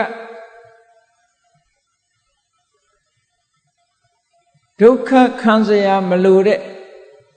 ချမ်းသာနေတဲ့ခန္ဓာကိုယ်ကြီးကိုမလိုအပ်ဘဲနဲ့ဆင်းရဲအောင်မလုပ်ပါနဲ့ဒါနံပါတ်1နော်ဆင်းရဲအောင်လုပ်ဖို့မလိုဘူးတဲ့ဆင်းရဲအောင်လုပ်ဖို့မလိုဘူးနောက်ဓမ္မိကိဉ္စဒုက္ခံနပရိစ္ဆစီတရားအားလျော်စွာရလာတဲ့ချမ်းသာဒုက္ခကိုစွန့်လွတ်ဖို့မလိုဘူးသူတို့ကအဲ့ဒါကိုပဲစွန့်လွတ်တယ်ဆိုပါစို့လူဘဝရလာတဲ့အခါမှာနိဂန္ဓတွေကပြောတယ်အေးမင်းတို့ဘာတစ်ခုမှမပိုင်ဆိုင်နဲ့မိမွေးတိုင်းဖာမွေးတိုင်းနေအဝတ်တောင်ပိုင်ဆိုင်เสียမလို့ဩမဟုတ်ဘူးမြတ်စွာဘုရားကြတော့အဝတ်ဟာပိုင်ဆိုင်ခွင့်ရှိတယ်ဘာကြောင့်လဲဆိုရင်လူမြင်မတော်တဲ့အင်္ဂါရတွေကိုဖုံးလွှမ်းဖို့သို့မဟုတ်ယာတိဥရုဒဏ်တွေကိုခံနိုင်ဖို့ဟောဒီရည်ရွယ်ချက်နဲ့အဝတ်ဆိုတာပိုင်ဆိုင်ခွင့်ရှိတယ်ဒီလိုဆိုလိုတာအဲ့ဒါဓမ္မိကဒုက္ခတရားသဖြင့်ရလာတဲ့ချမ်းသာဒုက္ခကိုစွန့်ပယ်เสียမလိုဘူးတဲ့မြတ်စွာဘုရားတရားအထုတ်ဖို့တန်တရားဝတ်ကလွတ်ဖို့ဆိုတဲ့နေရာမှာအကုန်လုံးစွန့်ပစ်ဖို့မဟုတ်ဘူးတဲ့လူဆိုတာကစားစရာရှိရမယ်နေစရာရှိရမယ်ဝတ်စရာရှိရမယ်မကြမ်းပါလို့ရှိရင်ဆေးဝါးရှိရအဲ့ဒီမိယာ၄မျိုးမှမရှိရင်ဘဝမှာအသက်ရှင်ဖို့မဖြစ်နိုင်ဒါကြောင့်မို့မိယာပစ္စည်း၄ပါးဆိုတာလိုအပ်တယ်ဘဝယက်တည်မှုအတွက်လိုအပ်ချက်တစ်ခုဖြစ်တယ်ဘုန်းကြီးတွေပဲဖြစ်ဖြစ်လူဝတ်ကြောင့်တွေပဲဖြစ်ဖြစ်ပစ္စည်း၄ပါးဆိုတာဒါပဲဘာလို့ဆိုရင်စားစရာရယ်ဝတ်စရာရယ်နေစရာရယ်မကြမ်းပါလို့ရှိရင်ဆေးဝါးရယ်ဒါပဲရှိတာလူနဲ့ဘုန်းကြီးနဲ့မတူတာကဘာဘုန်းကြီးတွေကြတဲ့အခါကျတော့စားစရာကဆွမ်းခံလို့ရတဲ့ဆွမ်းဝတ်စရာကြတော့ပန္နကုသင်္ကန်းနေစရာကြတော့ရုက္ခမူလသိဏသနာအကြောင်းအဲ့ဒါလေးပဲကွာမကြမ်းပါလို့ရှိရင်ဆေးဝါးကရလွယ်တဲ့နွားကျင်ငယ်သို့မဟုတ်နွားကျင်ငယ်နဲ့စိန်ထားတဲ့ဇီးဖြူရှစ်ရှားဘာဖြစ်လို့နွားကျင်ငယ်ကိုရည်ညွှန်းတာတုံးဆိုတော့ဆေးချမ်းတကြမ်းကပြောထားတာနွားကျင်ငယ်သည်တဲ့တီးချေကြောင့်ဖြစ်တဲ့ယောဂမှတပါးယောဂအလုံးကိုပျောက်ကင်းစေနိုင်တယ်တီးချေကြောင့်ဖြစ်တဲ့ယောဂကိုတော့မပျောက်ကင်းစေနိုင်ဘူးတဲ့ကျန်တာတွေအကုန်ပျောက်ကင်းစေတယ်ဒါကြောင့်မို့နွားကျင်ငယ်ဇီးဖြူရှစ်ရှားကြတော့တီးချေကြောင့်ဖြစ်တဲ့ယောဂကိုပျောက်ကင်းစေနိုင်တယ်ဆိုတော့နွားကျင်ငယ်နဲ့ဇီးဖြူရှစ်ရှားပေါင်းလိုက်တဲ့အခါကျတော့ယောဂမကြံတော့အကုန်ပျောက်တယ်လို့ဆိုလို့ဟောအဲ့ဒီအဓိပ္ပာယ်ကိုပေးထားတာအေးကောင်းပြီမြတ်စွာဘုရားရဲ့လမ်းစဉ်ကလူဘဝမှာလူချမ်းသာရနေတဲ့ပုဂ္ဂိုလ်တွေဟာမလိုအပ်ဘဲနဲ့ဆင်းရဲဒုက္ခရောက်အောင်လုပ်เสียမလိုမလိုအပ်ဘဲနဲ့လုပ်နေတယ်ဆိုတာဆောင်းရောင်ကြီးတစ်သလုံးထိုင်းနေမယ်စူးပေါ်အိတ်နေမယ်နေဘူးတဲ့မီးဘူးထဲမှာပင်စာတပအကျင့်ကြီးကိုကျင့်နေမယ်ဒီလိုဟာတွေကမလိုအပ်တဲ့အလုပ်တွေလို့ဒီလိုဆိုလို့တယ်ပေါ့အကျိုးမဖြစ်ထွန်းတဲ့အတ္တကိလမထလူယောဂခန္ဓာကိုယ်ပင်ပန်းယုံတာဖြစ်တဲ့အကျင့်မျိုးတွေဟာဒါမလိုအပ်ဘဲနဲ့ချမ်းသာဒုက္ခပေးရရောက်တယ်ဓမ္မိကဒုက္ခလိုအပ်တဲ့ချမ်းသာဒုက္ခကိုတော့လက်လွတ်မပြေရဘူးတဲ့မြတ်စွာဘုရားအေးလက်လွတ်မပြေရဘူးဆိုတဲ့အခါမှာအရေးကြီးတာဘာလို့ဆိုရင်အဲ့ဒီချမ်းသာပေါ်မှာတော့မမောတွေ့တာမနေနဲ့တဲ့ဒါတခုဟုတ်လားချမ်းသာဒုက္ခကိုတော့ထိုက်တဲ့လျောက်တရားသဖြင့်ရတဲ့ချမ်းသာဒုက္ခကိုခံစားသို့တော့အဲ့ဒီပေါ်မှာတွေ့တာမိန်မောနေတာမဖြစ်စေနဲ့ ဒီ၃ချက်ပဲအဓိကဘုရားမြတ်စွာရဲ့လမ်းစဉ်မှာနော်လိုက်နာကျင့်သုံးရမယ်အချက်၃ခုအနေနဲ့ဒါဒီတရားဓမ္မကျင့်သုံးရေးနဲ့ပတ်သက်ပြီးတော့မြတ်စွာဘုရားဒီအချက်၃ချက်ကိုအခြေခံအနေနဲ့ဟောတာမလိုအပ်ဘဲနဲ့ဒုက္ခမခံနဲ့နော်တရားသဖြင့်ရရှိတဲ့ချမ်းသာဒုက္ခမျိုးကိုခံစားဆိုပါစို့ဇန်တရားကျင့်တဲ့အခါမှာတမာရီလေးရလာလို့စိတ်ကလေးငြိမ်နေလို့ရှိရင်ချီနူးတဲ့ချမ်းသာဒုက္ခရတာအဲ့ဒါမျိုးကိုစွန့်ပြစ်ရမှာလားမစွန့်ပြစ်ရဘူးနော်အဲ့ဒီချမ်းသာမျိုးကလက်ခံထားရမယ်ချမ်းသာမျိုးပဲဓမ္မပီတိဓမ္မဒုက္ခဆိုတာတရားသဖြင့်ရလာတဲ့ချမ်းသာဒုက္ခမျိုးပစ္စည်းလေးပါးကိုအမိပြုပြီးရလာတဲ့ချမ်းသာဒုက္ခမျိုးဟာစွန့်ပြစ်ရမယ်ချမ်းသာမျိုးမဟုတ်ဘူးသို့တော့ချမ်းသာဒုက္ခအပေါ်မှာမဲ့မောတွေ့တာနေတာတော့မဖြစ်စေနဲ့ဟောမြတ်စွာဘုရားဟောလို့ရင်ဒီအချက်၃ချက်အဲ့ဒီအခါမှာဘာလုပ်ရမလဲတရားကျင့်တဲ့အခါမှာဟောဒီလူတွေရဲ့ခန္ဓာ၅ပါးဘုန်းကြီးတို့တွေရထားတဲ့ခန္ဓာ၅ပါးဟာမြတ်စွာဘုရားအဲ့ဒီခန္ဓာ၅ပါးကိုဘာဟောတော့ဆိုဒုက္ခလို့ခေါ်တယ်ဓမ္မစကြာမှာလည်းပဲမြတ်စွာဘုရားဟောထားတာဒုက္ခလို့ခေါ်တာတန်ခိတ်တေနပင်စုပါဒနက္ခဏာဒုက္ခဒုက္ခတယုတ်တွေထုတ်ပြတယ်နောက်ဆုံးကြတော့ဥပါဒณะခန္ဓာ၅ပါးဒုက္ခပါပဲလို့ဒါကြောင့်မို့တန်ယုံပါဠိတော်မှာလည်းမြတ်စွာဘုရားဟောထားတယ်ဘုန်းကြီးတို့တွေရုပ်တရားရလာတာဝေဒနာတွေရလာတာဝေဒနာဆိုတာယောဂပြောတာမဟုတ်ဘူးနော်တင်ညာရလာတာသင်္ခါရရလာတာဝိညာဏရလာတာခန္ဓာ၅ပါးရလာတာဘာရတာတုံးဆိုမြတ်စွာဘုရားဒုက္ခရလာတာတဲ့ယောဘိက္ခဝေရူပတ္တဥပ္ပါရောဒုက္ခတေသောဥပ္ပါရောရုပ်တရားဖြစ်ပေါ်လာတာဟာဒုက္ခဖြစ်ပေါ်လာတာပါတဲ့ယောဘိက္ခဝေစက္ခုတ္တဥပ္ပါရောဒုက္ခတေသောဥပ္ပါရောမျက်လုံးကလေးရလာတာဘာရလာတာဒုက္ခရလာတာနားကလေးရလာတာဒုက္ခရလာတာနှာခေါင်းကလေးလျှာလေးကိုယ်လေးရလာတာဒုက္ခရလာတာစိတ်ကလေးရလာတာဒုက္ခရလာတာဟောမြတ်စွာဘုရားကဒုက္ခလို့ဟောတယ်အဲ့ဒီဒုက္ခဟာဘယ်သူကြောင့်လာတာတုံးဆိုရင်တဏှာကြောင့်လာတာတဲ့အဲ့ဒါကိုမြတ်စွာဘုရားကဒုက္ခနိဒာနတဏှာကိုဒုက္ခကိုအနှင်းတတ်တဲ့အကြောင်းဖြစ်သောကြောင့်တဏှာကိုဒုက္ခနိဒာနလို့ခေါ်တယ်အဲ့ဒီဒုက္ခနိဒာနတွေဖယ်ရှားပြစ်ဖို့ရအတွက်မဂ္ဂင်၈ပါးအကျင့်တရားကိုကျင့်ရမဂ္ဂင်၈ပါးအကျင့်တရားကိုကျင့်ရ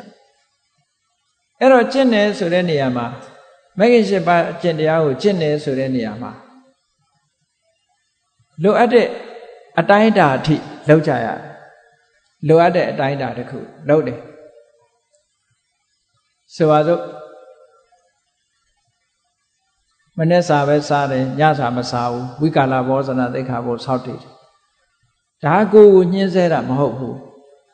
ကိုညှင်းဆဲတာမဟုတ်ဘူးဘာဖြစ်လို့တုံးဆိုရင်လူတွေကတစ်ချိန်စားယုံနဲ့အသက်ရှင်တည်နေနိုင်တာလိုအပ်ချက်ဟာပြည့်ပြည့်စုံလူတွေအပိုစားနေကြတာအပိုစားနေလို့လူတွေကြည့်ဗိုက်ကြီးတွေရွှဲလာနော်ဗိုက်ကြီးတွေရွှဲဝိတ်ချအစားတော့မလျှော့ဘူးလူများကနော်မတည့်တာစားဆေးတော့ပျောက်ဟုတ်လားစားတော့မလျှော့ဘူးအဲ့တော့မလိုလားဖက်နဲ့စားတော့နေကြတာတွေကိုမြတ်စွာဘုရားကမလိုလားတဲ့ဟာကိုဖယ်လိုက်သင်္ခါရလို့ဆိုတဲ့ဝိပဿနာကျင့်စဉ်တစ်ခုကျင့်ကြံကြုတ်ကိုအားထုတ်လိုက်လို့လုံးလအားထုတ်လိုက်တယ်တရားဓမ္မမှန်ကန်တဲ့ကျင့်စဉ်တစ်ခုကိုကျင့်လိုက်တဲ့အခါကျတော့အဲ့ဒီကျင့်ကြံအားထုတ်မှုကိုကြောင်းပြုပြီးတော့ခုနကဒုက္ခရဲ့အကြောင်းတရားဖြစ်တဲ့တဏှာဟာပျောက်သွားတွေ့တာမှုတွေဖယ်ရှားပြစ်လိုက်နိုင်တယ်ဒါကကျင့်စဉ်တစ်ခုအဲ့ဒါလို့မဟုတ်ဘဲနဲ့နောက်တနည်းကတော့ဖြစ်ပေါ်လာတဲ့ဒုက္ခဝေဒနာအခက်အခဲတွေကိုဘာတစ်ခုမှဒီပြင်းပြင်းထန်ထန်ကျင့်တာမလုပ်တော့ဘဲနဲ့လစ်လျူရှုထားနိုင်တယ်ပေါ့လစ်လျူရှုထားလိုက်တယ်ထိုလစ်လျူရှုထားခြင်းဖြင့်ဒါအသိဉာဏ်လေးနဲ့လစ်လျူရှုထားခြင်းဖြင့်ခဏကဒ ဒုက္ခရဲ့အကြောင်းတရားဖြစ်တဲ့တဏှာကိုဖယ်ရှားပြနိုင်တယ်ဆိုလိုတာကမြတ်စွာဘုရားကဒုက္ခပฏิပဒါခိဗ္ဗပညာချမ်းချမ်းသာသာကျင့်ခြင်းဖြင့်လည်းပဲဒုက္ခခံမှမဟုတ်ဘူးချမ်းချမ်းသာသာကျင့်ပြီးတော့အသိဉာဏ်ရှိသွားတာနဲ့တပြိုင်တည်းခုနကဒုက္ခကိုအနှင်းနဲ့တဏှာကိုဖယ်ရှားနိုင်ကြပါလေဘုရားမြတ်စွာလက်ထက်တော်ခါကာလတုန်းကဆိုလို့ရှိရင်ရှင်သာမဏေအငယ်ကလေးတွေတောင်မှပဲ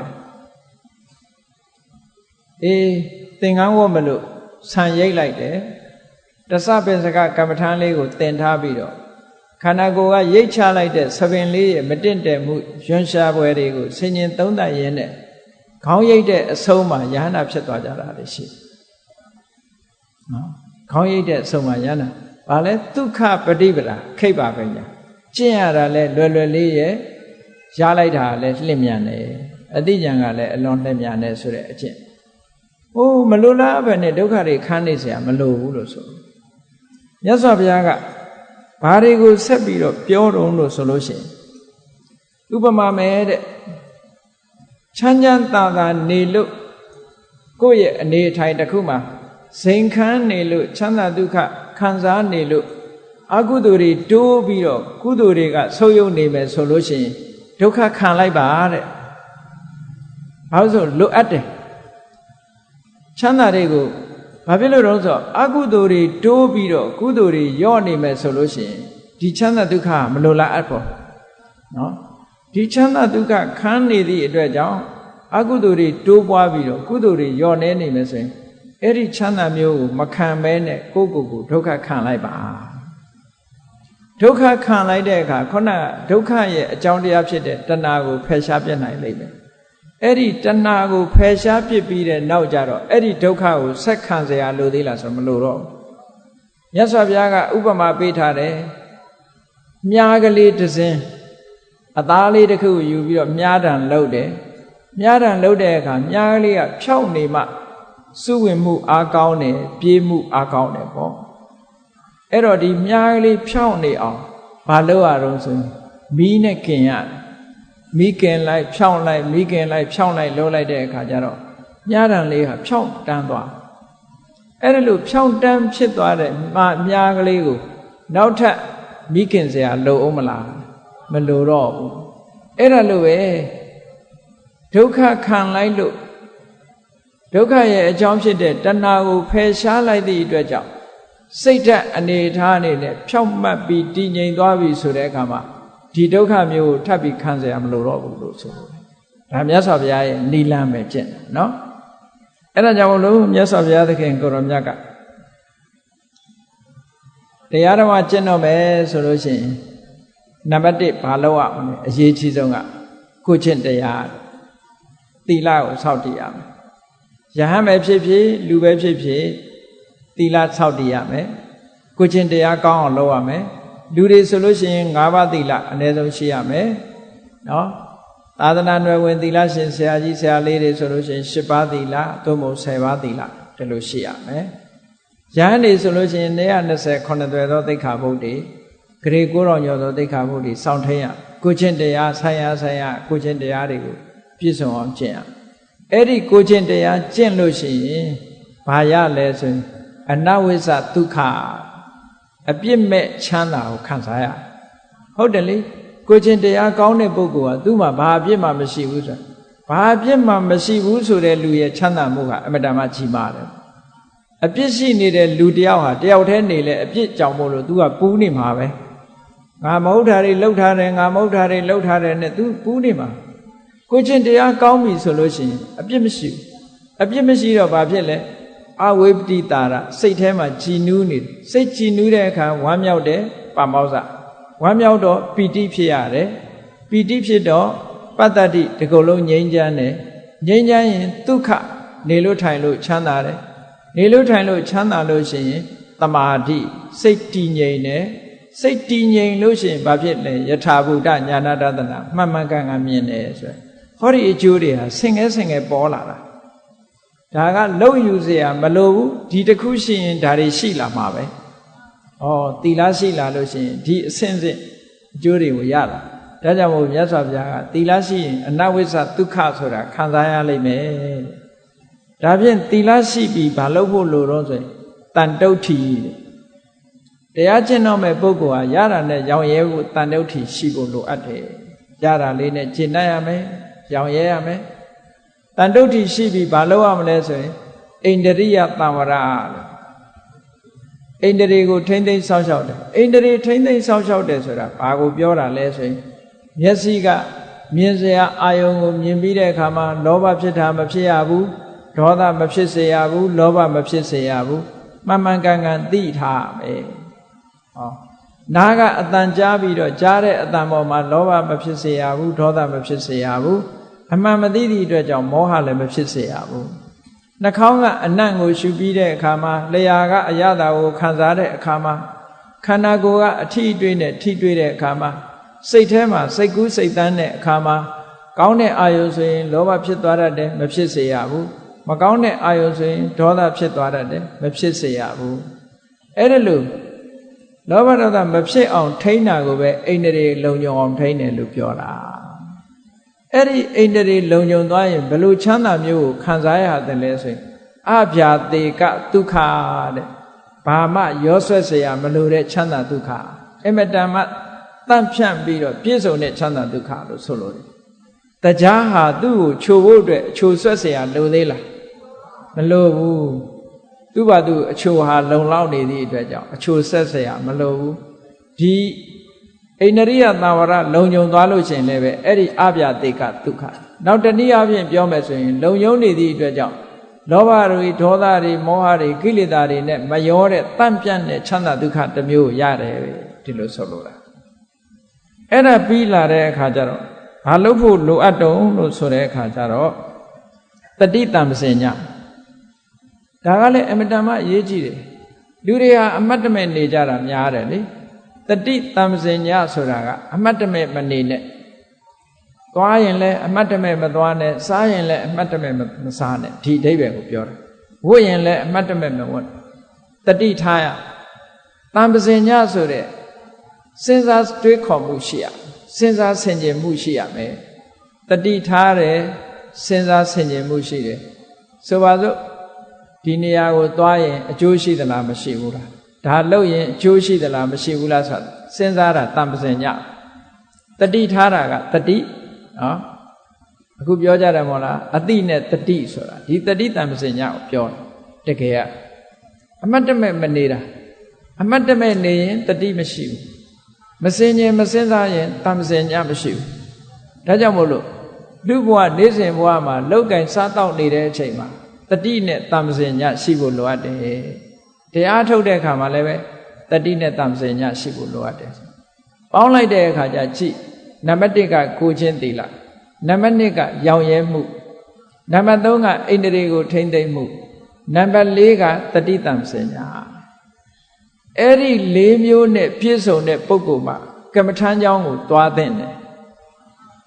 နော်အဲ့ဒီ4မျိုးနဲ့ပြည့်စုံမှတောရဆောက်တည်သင့်တယ်ပေါ့တောထဲမှာဒီ4ချက်နဲ့မပြည့်စုံမဲ့နဲ့တောထဲသွားနေလို့ရှိရင်မုတ်ဆိုးတယောက်ရဲ့တောထဲမှာနေနီးကားပဲဖြစ်မယ်တရိษံနေနဲ့သွားနေတဲ့သဘောလောက်ပဲဖြစ်လိမ့်မယ်တဲ့ဒါကြောင့်မို့လို့ဒီအချက်4ချက်ဟာတောရဆောက်တည်ပြီးတော့တရားအထုတ်တော့မယ်ဆိုရင်ဟောဒီ4ချက်နဲ့ပြည့်စုံမှုလိုအပ်တောတယ်မကဘူးရိတ်တာကိုသွားမယ်ဆိုရင်လည်းပဲဒီ4ချက်ပြည့်စုံမှုလိုအပ်တယ်ကိုချင်းသီလရှိရမယ်ရောင်ရဲမှုရှိရမယ်ဣန္ဒြေထိမ့်သိမ့်ဆောက်ရှောက်မှုရှိရမယ်တတိတံပစင်ညရှိရမယ်အဲ့ဒီ4ချက်ရှိမှတရားထုတ်တာပြည့်စုံတယ်လို့ဆို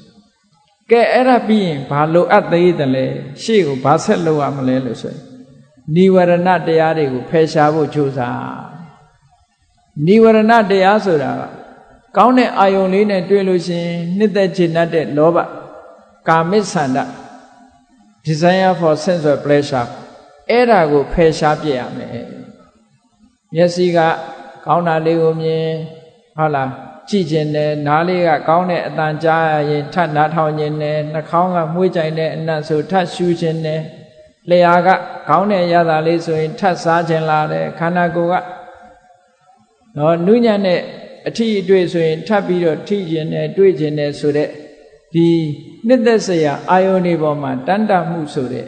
လူချင်းဆန္ဒမဖြစ်စေရဘူးဒါဖယ်ရှားတာအဲ့ဒါဖယ်ရှားသလိုပဲမကောင်းတဲ့အာယုန်နဲ့တွေ့လို့ရှိရင်စိတ်ထဲမှာဆန့်ကျင်မှုတွေဖြစ်ပြီးတော့မုန်းတီးမှုတွေဒေါသတွေဖြစ်တယ်အဲ့ဒီမလိုချင်မှုမုန်းတီးမှုဆိုတာကိုလည်းမဖြစ်စေနဲ့နောက်တစ်ခါအာယုန်နဲ့တွေ့လာတဲ့အခါကျတော့ဒီကုသိုလ်ကောင်းမှုကိစ္စပေါ်မှာစိတ်ကတွန့်ဆုတ်လာတတ်တယ်စိတ်ကတွန့်ဆုတ်လာတာကိုဌိနလို့ခေါ်တယ်စိတ်တွန့်ဆုတ်ရုံနဲ့မကဘူးခန္ဓာကိုယ်ကပါဟုတ်လားအိတ်ချင်ငိုက်မြည်လာတယ်မိဋ္ဌအဲ့ဒီဌိနမိဋ္ဌဆိုတာလည်းပဲကုသိုလ်တရားတွေကိုစုပ်ပိတ်တတ်တယ်အသိဉာဏ်ကိုစုပ်ပိတ်တတ်လို့နိဝရဏလို့ခေါ်တယ်အဲ့ဒါတွေကိုလည်းဖယ်ရှားနိုင်အောင်ကြိုးစားရမယ်နောက်တစ်ခုကအာယုန်တစ်ခုတည်းပေါ်မှာမတည်ငြိမ်မဲနဲ့ပြန့်လွင့်နေတဲ့ဥဒိစ္စကိုလုတ်ခဲ့တဲ့အလုပ်တွေပေါ်မှာသွားပြီးတော့နောင်တပူပန်းနေတဲ့ကုက္ကုဆာအဲ့ဒါတွေကိုလည်းမဖြစ်အောင်ထိမ့်သိမ်းဆောက်ရှောက်ရမယ်နောက်တစ်ခုကကိုကျင့်နေတဲ့လမ်းစဉ်နဲ့ပတ်သက်လာပြီးတော့တန်တရားဝင်နေတဲ့ဝိသိကိစ္စပေါင်းလိုက်တဲ့အခါကျတော့ကာမိသန္တာတဲ့ဗျာပါဒတဲ့ဌိနမိတ်တာတဲ့ဥဒိစ္စကုက္ကုဆာဝိသိကိစ္စဆိုတဲ့ဒီနိဝရဏလို့ခေါ်တဲ့သုပိတ်တတ်တဲ့အသိပညာကိုအားပြော့သွားစေတတ်တဲ့နိဝရဏတရားတွေကိုကိုယ်စိတ်ထဲမှာဝင်မလာအောင်ရှင်းလင်းသုတ်သင်ပြီးတော့တရားဓမ္မကျင့်ရမယ်ဒါကတမာတိလုပ်ငန်းလုပ်ဖို့ပြောတာခုနအချက်တွေထားပြီးတော့ဒါသမထကျင့်စဉ်တစ်ခုကိုကျင့်လို့ပြောတာနော်အဲ့ဒီသမထကျင့်စဉ်ကိုကျင့်ပြီဆိုလို့ရှိရင်နိဝရဏတရားတွေကိုဖယ်ရှားနိုင်လိမ့်မယ်ဖယ်ရှားနိုင်တဲ့အခါကျတော့နိဝရဏတရားတွေလုံးဝကင်းစင်သွားပြီဆိုတဲ့အခါကျတော့သမထကျင့်စဉ်တစ်ခုကိုအောင်လို့ရှိရင်ပထမဇန်ဒုတိယဇန်တတိယဇန်သုဒ္ဓဇန်ဆိုတဲ့ဇန်တွေရလာလိမ့်မယ်အဲ့ဒီကနေပြီးတော့ထိုဇန်တရားတွေပေါ်မှာရှိတဲ့သဘာဝတရားတွေကိုရှုမြင်သုံးသပ်ပြီးတော့ရုပ်နဲ့နာမ်ခွဲခြားပြီးတော့ဆင်ញင်သုံးသပ်လာလို့ရှိရင်ဝိပဿနာဉာဏ်ဝင်လာလိမ့်မယ်အဲ့ဒီဝိပဿနာဉာဏ်ဝင်လာတဲ့အခါကျတော့ထိုဝိပဿနာဉာဏ်ရဲ့အမြင်မှာရုပ်နဲ့နာမ်နှမျိုးပဲထိုယုံနံနှမျိုးဟာလည်းဆိုင်ရာအကြောင်းကြောင့်ဖြစ်တယ်လို့သိလာတယ်အဲ့ဒီယုံနံတရားတွေဟာဖြစ်ပြီးတော့ပြည့်နေတယ်ဆိုတာကိုလည်းမြင်လာတယ်နောက်ဆုံးတမာတိစွမ်းအားတွေမြင်လို့အသိဉာဏ်တက်လာတဲ့အခါကျတော့ဖြစ်တာတောင်မမြင်တော့ဘူးအပြစ်တွေကြီးပဲမြင်လာလိမ့်မယ်အဲ့ဒီအပြစ်တွေကြီးမြင်လာတဲ့အခါကျတော့ကြောက်စရာကြီးပါလားလို့မြင်လာလိမ့်မယ်ဘယဉာဏ်ဖြစ်လာကြောက်စရာကြီးပါလားလို့မြင်လာတဲ့အခါမှာအပြစ်တွေကိုမြင်လာလိမ့်မယ်အာဒီနဝညာမြင်လာတဲ့အခါကျတော့လွတ်ချင်စိတ်တွေဖြစ်လာမယ်မုံစိတုကမြတာညာလွတ်ချင်ပြီဆိုရင်လွတ်ရလောက်ကြောင်းပြန်လီစဉ်းစားတာမျိုးပေါ်လာမယ်ပဋိသင်္ခါညာသင်္ခါရတရားတွေပေါ်မှာလစ်လျူရှုပြီးတော့တည်ငြိမ်စွာနေနိုင်တဲ့အဆင့်ရောက်သွားပြီဆိုရင်သင်္ခါရုပ္ပခာညာအဲ့ဒီသင်္ခါရုပ္ပခာညာရင့်တန်သွားပြီဆိုလို့ရှိရင်အနုလောမညာဆိုတာပေါ်လိုက်တာနဲ့တပြိုင်နက်နိဗ္ဗာန်ဟိုဘက်ကိုကူးဖို့ရအတွက်တရားကလေးခင်းမိတာဖြစ်သွားတော့ပေါ့အနုလောမညာဟာဟိုဘက်ကူးဖို့တရားနဲ့အလားတရာတူတယ်ပေါ့အဲ့ဒီအနုလောမညာကိုဖြတ်ပြီးတော့ရှောက်လိုက်တာနဲ့တပြိုင်နက်ဟိုဘက်မှာမက်ဆိုတာပေါ်လာပြီးမဲ့ရဲ့နောက်မှာဖို့ဆိုတာပေါ်လာမှာဖြစ်တယ်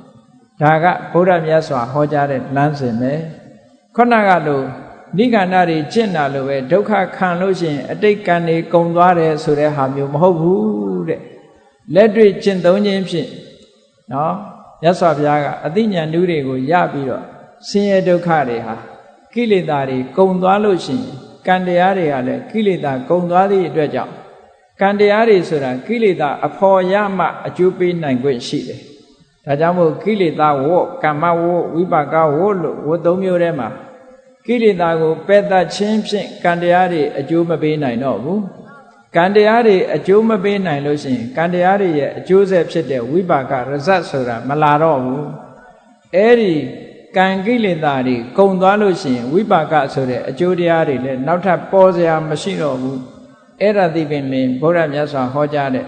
သာဝရအငြိမ့်တနိဗ္ဗာန်မြတ်ဆိုတာဖြစ်ပါတယ်ဒါကြောင့်မို့တရားချစ်ခင်သူတော်စင်ပရိသတ်တို့သည်ဒေဝဒဟသုတ်တံမှာမြတ်စွာဘုရားဟောထားတဲ့တရားဓမ္မကိုအနှစ်ချုပ်နာထားရပြီးတဲ့အခါဘုရားမြတ်စွာရဲ့လမ်းစဉ်ဟာအခုကဲ့သို့မှန်ကန်တိမှတ်တဲ့လမ်းစဉ်ဖြစ်သည့်အတွက်ကြောင့်ဒီလမ်းစဉ်အတိုင်းကျင့်ကြံကြိုးကုပ်အားထုတ်လို့ရှိရင်ဒ တို့တွေဟာကာမဝကိလေသာဝတို့ရဲ့ဂုံဆုံးရာကာမဝကိလေသာဝတ်တွေကိုဖယ်ရှားနိုင်ပြီးဝိပါကဝတ်တွေရဲ့လုံးဝချုပ်ငြိမ်းသွားရာဝဆင်းရဲတို့ရဲ့ကင်းရာချုပ်ရာဖြစ်တဲ့နိဗ္ဗာန်ချမ်းသာကိုဧကံရောက်ရှိကြမှာပဲလို့ယုံကြည်ပြီးကျင့်ကြံကြိုးကုပ်အားထုတ်နိုင်ကြပါစေကုန်သတည်း